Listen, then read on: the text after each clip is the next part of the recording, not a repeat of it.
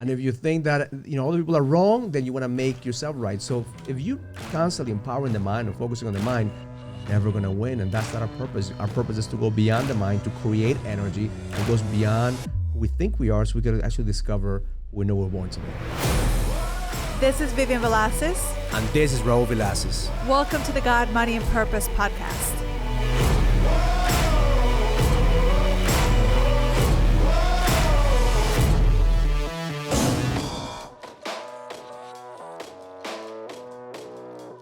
Welcome to another episode of the God, Money, and Purpose podcast. I'm here with my beautiful co-host. That's right, Vivian Velasquez. So excited to be here with you, my love. I'm excited, at the same time sad, because it's the end of the summer. Hey, listen, everything has to come to an end because there is something new. New season, a new That's season. right. Great. That's So right. today in this podcast, we're going to share with you three strategies to close the summer strong, to strengthen your relationships, at the same time to prepare yourself for the fourth quarter, because I think that we don't do that enough. That we don't prepare. We don't prepare enough. I think we're so used to just winging things, especially as entrepreneurs, and we actually make things up sometimes. We are alone. I think that we have to prepare. Well, this year, I think, with this year, it has taught us to actually prepare and to almost like slow down and think of like, okay, what's the worst that could happen? And that's what we're planning. That's right. 2020. I saw a meme the other day say that some guy walks into a bar and orders a Corona and 2 hurricanes. And the guy says that would be 2020. That's this year. All right. So we are going live. And if you're watching us live, just make sure you comment. Let us know where you're watching us from. We'd love to interact with the audience. That's great. Let's take a look at who's joining us live here. And if you have any questions at the same time, you have questions, just put in your questions. We'll answer. We'll do a Q&A at the end of the podcast. Yeah, that's right. And you're always welcome to send us the questions, whether it's right now on our Facebook Live, or you could just send it to us through DM. I think that's one of the ways that we learn ourselves, the people that are listening learn, and we love to get questions. So feel free to do that. Okay, so let's get started with a strategy, because I think one of the questions that we get all the time is how do you communicate? How do you communicate? How do you stay connected? How do you strengthen your relationships, especially as we're both busy? I mean, I just finished an event. I was away from home for 3 days. I was out in a cabin with a bunch of crazy men, and we just fed the king. That's what we do. I think as men, awesome. we don't feed the king enough, and we are working on empty, and then we expect everything to work out when we actually are not at our best. So let's start with the strategy. So strategy number 1, I would say, do that. Feed the king. Like, you have to feed the king, you have to feed the queen, you have to take care of yourself before you actually start taking care of other people. And that's a question that I get all the time. It kind of like, okay, how do you communicate? How do you bring communication in a relationship? How do you bring communication just like you do with God or with your business? And I think a lot of the time, like you say, like, now that you say it comes to mind, it's kind of like it goes together, right? Like, you have to take care of yourself and to be in this place of just connection and the place of certainty, so that from that place you could have communication. Because I know that for us, the thing that has changed is when we speak from a place of truth, not from a place of anger or from a place of like uncertainty, right? So like in the past, looking back, the times that we've had conversations and nothing came out of that conversation, out of that communication, because that's the hardest things that happen in a relationship. And I get this question all the time. It's like, how do you get him to listen? How do you get him to change? But it has to come from a place, I want to say love, and it has to come from a place of fulfillment and a place of truth. And then from that place, then you can listen. So I did an exercise with the guys who came to the event. Yeah. And I asked them, what is purpose? Right? What is purpose? Because a lot of that's of such us, a loaded question, because everybody thinks it's like purpose has to be so big. A big purpose. I want to impact the world. I want to impact millions of people. I want to be a billionaire. You think some of those things are purpose? And I said, well, all those things are a product of living on purpose. Like, success is a product of being on purpose. Creating an impact is a product of being on purpose. So when we start looking down and deeper, because that's what we did at this event, we actually went deep beyond the mind, beyond some of the stuff that we teach. We actually went deep on different processes. And one of the things that we realized, we all learned that like purpose is really all about energy, right? The energy. So what is life? Energy. Like, if I don't have enough energy to do this, then It's difficult. Our job is to make sure that we bring more energy to our lives, And or I think increase the levels of energy. right. And I think a lot of the times also, like when you think of purpose, like you said, it has to be something big. And when I got this, when I grasped that idea of like just purpose is whatever is in front of me at the moment. Like how can I serve that is happening in front of me, whether it's being a mom, whether it's running the business, whether it's being the wife or the friend or the sister, like that is a purpose, because then that has like a whole ripple effect on how everything else is affected. And then it was like, oh, okay, so purpose doesn't have to be this big thing. And it took such a load of that it's like purpose is everything. Purpose is what's happening in front of me. And that is like your whole life is a purpose. Well, that's I Right? think that's where we mess up on purpose, because we think purpose has to be this big, giant outcome. Like a huge impact. But the reality is the purpose of our lives is to create more energy, right? What if we start believing that energy is everything, right? Money is energy, love is energy, connection is energy. So whole purpose is to be able to create more energy, to bring more energy. So if you get rid of the things, so that's the exercise that we did. It's like, what brings you energy? Where are you spending the time that brings you energy? And they listed all the things that brings them energy. And most of those men said the family brings them energy. Connection, contribution brings them energy. Yeah. Being able to spend time with the loved ones brings them energy. Then I said, okay, allocate the time that you're spending on things that drags you energy or drains you energy. You probably do more of that. And we spend 80% of our time doing the shit that drags our energy, as opposed to doing the things that brings us energy. Yeah. So how will we live if we flip it?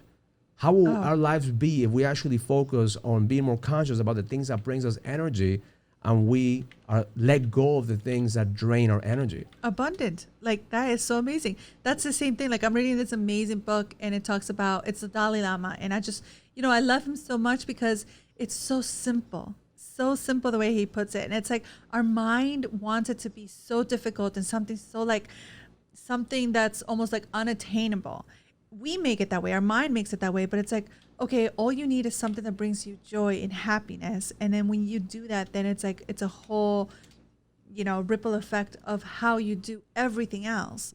And it's funny because I tell that to my woman too, like the queens that come into my realm of spheres of influence. It's like, I tell them, I'm like, what brings you happiness? What brings you joy? And do that one thing over and over and over again. And then your happiness becomes contagious to the way that you create, to the way that you speak, to the, like everything. I know it comes down to focus. Right? Because a lot of us, what we think is like focus is, okay, what brings me happiness? Well, if I have a lot of money, then I'm going to be happy. Oh, yeah. If I have success, then I'll be happy. No, being happy brings you the abundance. Being happy brings you that success. It's just switching around and not allow the mind to dictate what is success for us. Because one of the things that we said is success. I mean, the mind is never enough. Success is not enough for the mind. Right. Because the moment that you achieve something, then you want more. The moment that you get something, you want more. So for the mind, it's never enough, and the mind always wants to be right. So therefore, if you think you can't, you're right. If you think you can't, you're right. And if you think that other people are wrong, then you want to make yourself right. So if you constantly empowering the mind or focusing on the mind, you're never going to win, and that's not our purpose. Our purpose is to go beyond the mind, to create energy that goes beyond who we think we are, so we can actually discover who we know we're born to be. I love that. I know we're getting deeper in this. This is not the Edge 2.0 podcast. This is the God, Money, and Purpose podcast. But I think that ultimately, that's what God wants us to do. God wants us to really trust Him and evolve into that faith leader, that faith-based leader that allows us to receive. And it's the same thing in relationships. Like if you think about it, like it could become so simple between a husband and wife or a partnership or, your lover, whatever you want to call the person that you're with. It's like, we make it so complicated because we don't understand each other or we can't communicate the same way. But it's like, take all that stuff away and just keep it simple as you can, and communicate from a place of truth. And it's like, then it's like, oh, okay, there was no real argument. There was no real, like, I have to win and you have to lose. It's more like, okay, well, I'm here to love you and to understand you as much as I can, because we're all different human beings, right? Yeah, and that's where I don't understand you most of the time, but I try. You accept the person. Yeah. You acknowledge that you're different, and you're aware of what you like and you don't like. So acceptance, awareness, acknowledgement. You know, and so the first step is really start feeding the king, feeding the queen. So you can have a better communication. Take your time so you can have better communication. Take your time before you start another season. Right? Now we're starting another season. The kids are gonna come back to school. The ones that are going to school, the fall is gonna start. So now in the transition, give yourself the space to be able to feed the king, feed that queen, to be able to reset and start with power as opposed to start with reacting to life. Right, planning. And I think that's a beautiful word, like the transition. So I think a lot of the times, like you said before, it's like, you know, like we feel already when there is a change coming. And I think a lot of the times, like we feel afraid of change. At least I do, you know, when something new is coming, I'm always hesitant. My body's hesitant. And I just kind of like, I hold the tension and I feel like something's coming. Instead now I bring awareness to the part of me and I was like, okay, change has to happen. So then I find a transition, like how this is happening. So it's like, okay, say goodbye to summer, say goodbye, even to like the kids going to school. Like it breaks my heart because we've been at home with this pandemic. Like 6 months, we've been taking care of them at home. Yeah, we've been like hibernating at home and it's been so beautiful for us and it's been stressful, yes. But at the same time, like we've been together. Now is the time to like say goodbye and not from a place of like, I'm never going to see you again, but it's from a place of empowering each other, whether it's your kids or, you know, whether they're going to college or elementary, wherever they're going, right? It's like empowering them and allowing them to transition into something new and allowing them from a place of certainty to feel that change. And I think, like you said, like we don't take the time to do that. So yes, feeding yourself, taking care of yourself, transitioning, it's a big thing. And that in that transition, I would say is planning to like, okay, what's coming next and what's the intention that I want to set for what's coming. A lot of people think that, I used to think this way, that in order for me to transition, I have to go on a vacation.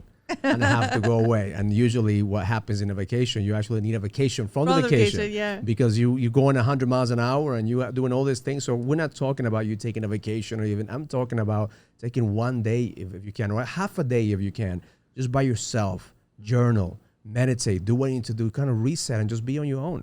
You have to break that pattern. It could be just even like a morning, because that's what like I've been doing like in the mornings with my ritual is just allowing myself to know of what's coming, like what's next.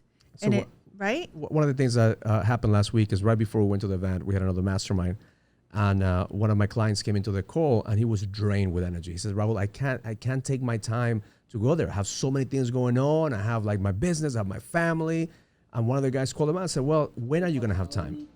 When is it going to change? Are you so busy being a warrior that you can invest the time to be a king? And that after that call, it wasn't meant for us to pressure him to go. And after the call, he tells Raul, I'm going. Because I realized that I need this more than I need to be in the middle of the war.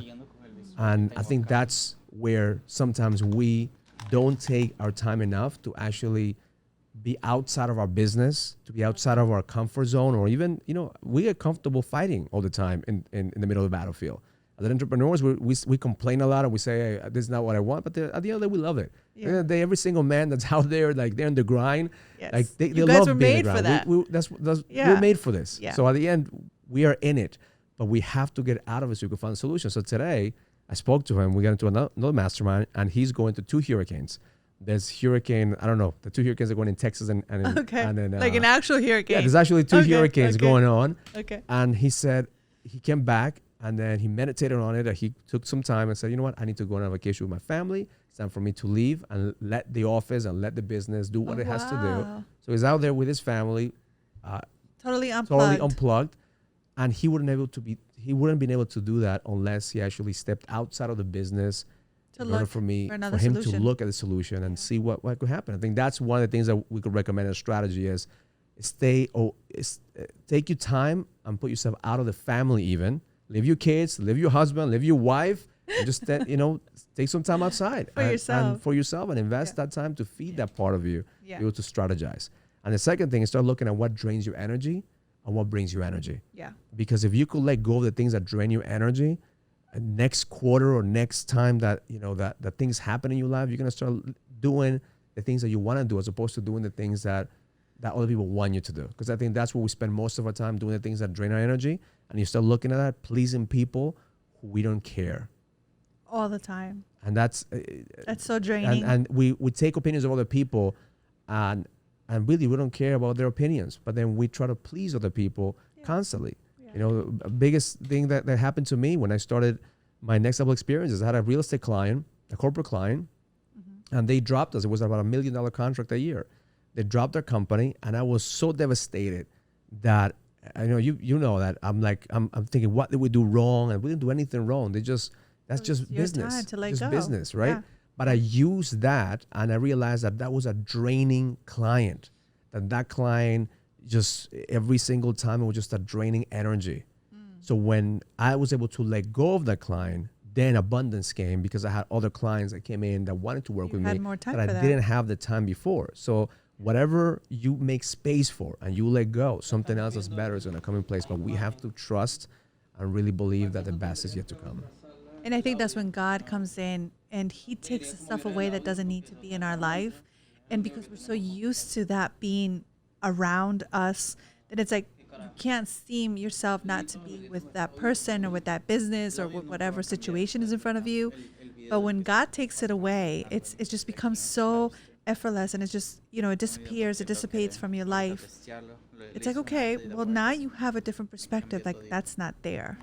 And it's like, okay, there's space. Like you said, there's space for more. There's space for something new. Yeah, and the last strategy that we're doing right now is start looking at anticipate the blessings. Anticipate the blessings and just look at what you've created in the past and how far you've come. Yeah. And I think that the main thing that we have to do is just look at and to celebrate our wins. Yeah. Because we don't celebrate our wins enough. I know. We're constantly looking at the things that we don't have or we haven't done, that we don't look back and look. 6 months ago, you and I were sick. 6 months ago, we went through a hard time and we're still dealing with that. Thank God today we got the tests. Thank you for every single one of you with your prayers. Vivian is getting healthier and healthier. Today I am healed. that your tests are normal. So now we're going through the last stretch to make sure that everything is back to normal. But if we don't look back and really look at the blessings of how God has worked in our lives and how everything is moving in the right direction, or even if things are not moving in the right direction, at least things are moving. At least things are moving. And if things are not moving for you, make them move. Like, you have to start doing something. And people ask me all the time, Raul, how can I have unshakable faith? Well, there's faith and there's action. Like, take action and believe that something's going to happen. But if you don't believe something's going to happen, no matter what actions you take, you're never going to get there. But if you take action without believing something's going to happen, no matter what action you take, nothing's going to happen. So both come at the same time. We have to have faith and action to be able to make shit happen. You're right. That sounds like a tongue twister. But yeah, you're right.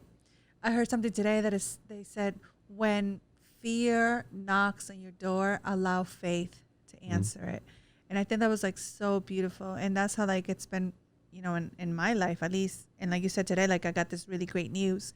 And what I do with my coaching clients, and for me, like it seems so simple, yet we don't do that enough. It's like you said, celebrate. And but we have to celebrate in a way, how the same way when we face fear, like, how like your body shrinks and you feel this tension and you hold your breath, especially for a woman, like we just hold everything in, tension comes into our shoulder. So then I tell them the same way, when you're celebrating something, like allow your mind to create a different highway and to actually celebrate and like jump up in joy, move your body and shake yourself up. And I know Tony Robbins is so good at this, and maybe that's what we learned it from, right? It's physiology. You have to change your physiology to really do something about celebrate. And it's funny because they feel almost like awkward, and I'm like, no, we're gonna do this together. So like we're in a Zoom call or whatever, and I'm like, really like pick up your arms and feel your heart and feel like this energy just oozing out of your body, and that is celebration. And when your mind and your body and your heart, everything kind of aligns to that celebration, then it's kind of like, it feels so good that you want to continue to celebrate, even if it's the little things. And I know, like for me, I celebrate even the smallest things. And I think that's what brings so much change. There's this gratitude that we could feel in our heart for just the small thing or the big thing as breath that we have in the morning. Like there's so many people right now that are sick, that are going through so much.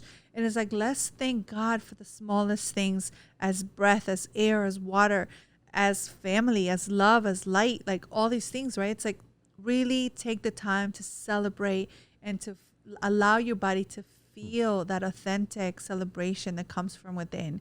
And then, okay, what's next? What's next? What can I celebrate? And it's just, like that in itself is contagious. Because that energy of celebration brings in momentum. Yeah. If we can't celebrate our wins, how are we going to celebrate the small? If we can't celebrate our small wins, how are we going to celebrate the big wins? Yeah. If we're only living for the big wins, if you're only living for the home runs, you're going to have a short life. And you're always looking to do something bigger. And that's why I tell them, like, if you celebrate the small things, it feels so much better. That yes, the big things feel great, but let's start with celebrating the small things. So when we get to the big ones, it's like, it feels good, but I'm not looking forward to just that. Yeah, you're not just living for the weekend. You're not just living for a vacation, for a big win, a big paycheck. You're living every single day with gratitude of the small wins, because that builds momentum. That builds a capacity for you to actually get bigger wins. Eventually, the small wins will hit to a home run. That's right. So then, in preparing for like this new year, yes, a new year's coming, and I know a lot of people want to get over with this 2020 year, right? Because of everything that's happening.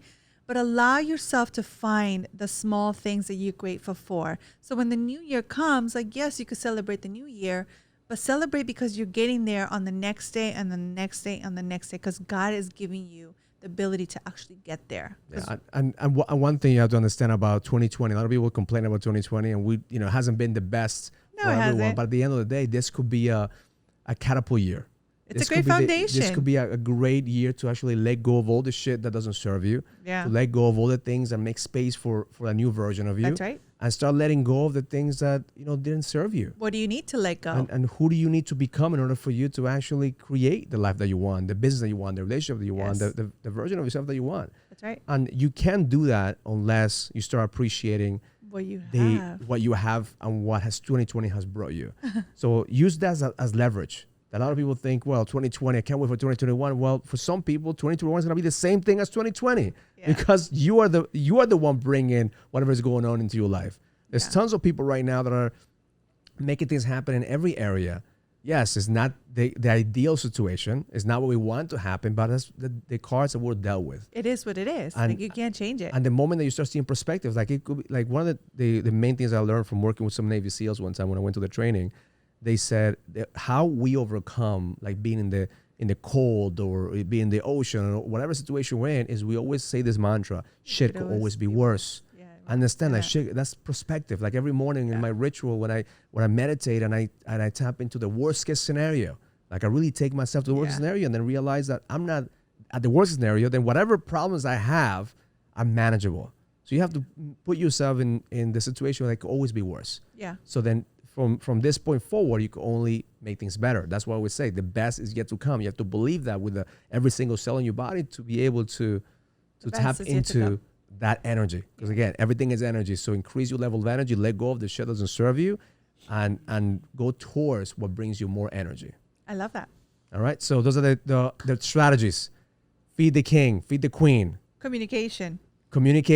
Make sure that you have a plan or strategy to actually not take a vacation, but take some time off. Transition. Yes. The third one is to be able to let go of the things that don't bring you energy and do more of the things that bring you energy. That's right. I love that. And just simple strategies. I mean, keep it simple. Just keep it simple. Don't make it more complicated than it is. That's right. And the last one is celebrate your wins. Celebrate the small wins to be able to build that momentum so you can actually get to the big ones. Get that momentum to be able to hit the home runs. I love that. So thank you for following us. We got a bunch of people here: Valise, John, Chris from Houston, Scarlett, Toby. Thank you for following us. Make sure that you put your comments, you share it.